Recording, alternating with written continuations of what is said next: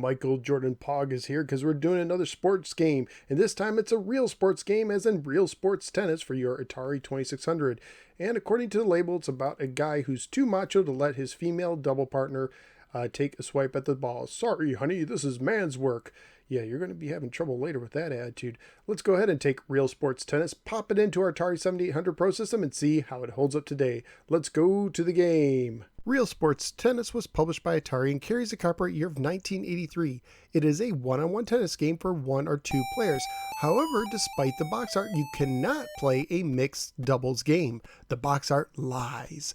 Realsports Tennis has 2 modes of play with either slow or fast speeds.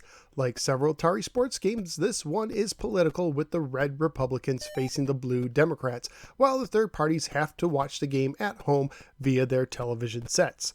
The goal of Realsports Tennis is to win 2 out of 3 sets. To win a set, a player has to win 6 games with a 2-game lead. If the score is 6-6, another game is added to break the tie. To win a game, you must score 4 points with a 2-point lead. Still following me? Great. To get a point in Realsports Tennis, you must hit the ball over the net without your opponent returning it.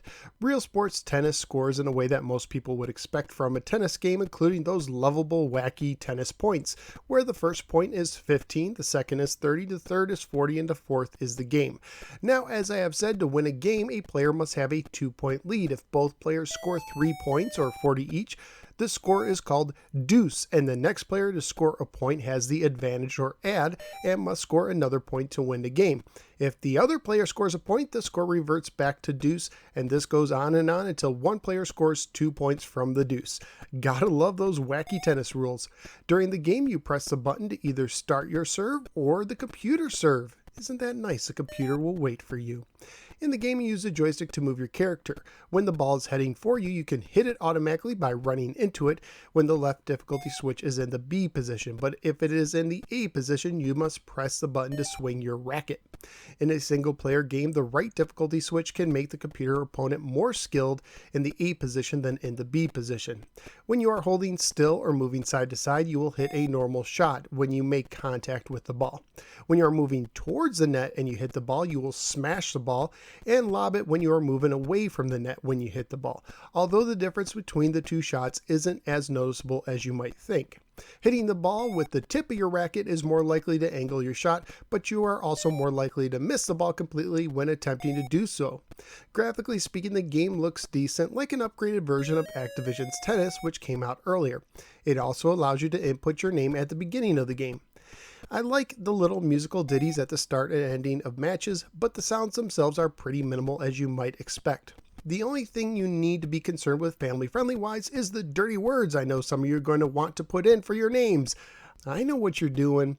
At the time of my research on the eBay, loose copies were going for $4 to $5 and new copies were going for $8 to $12, and those prices include the shipping. So what do I think of Realsports Tennis? Well, technically speaking, it is well made, but it's also pretty boring. On the slow speed, the computer is a pushover, and on the fast speed, the computer is like a tennis ball magnet. While there were moments when I got the ball past the computer on the fast speed, most of the time I felt like I was playing tennis against a wall. Rather than using the button to swing the racket when the left difficulty switch was in the A position, I wish the game would have let you hit special shots with the button instead to shake things up. But in the end, I found Realsports Tennis just not very entertaining and always ended up turning off the system before I completed the best of 3 sets. So where am I going to rank Realsports Tennis? Well, it's going to be one of those games that, despite being well made on a technical level, is going to be ranked pretty low just because I really don't see myself returning much to it.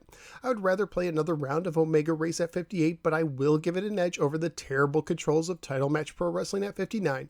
So out of the 70 games I've ranked on the 2600, Realsports Tennis is going to be my new number 59 ranked game. Realsports Tennis is well made, but boring. If you enjoy retro-related videos, would you please click the like and subscribe buttons? You can also follow me both on the Facebook or the Twitter. Thank you for giving me a little part of your day, and I look forward to seeing you next time on the next episode of the No Swear Gamer. Take care and just keep saying 15, 30, 40 game. 15, 30, 40 game.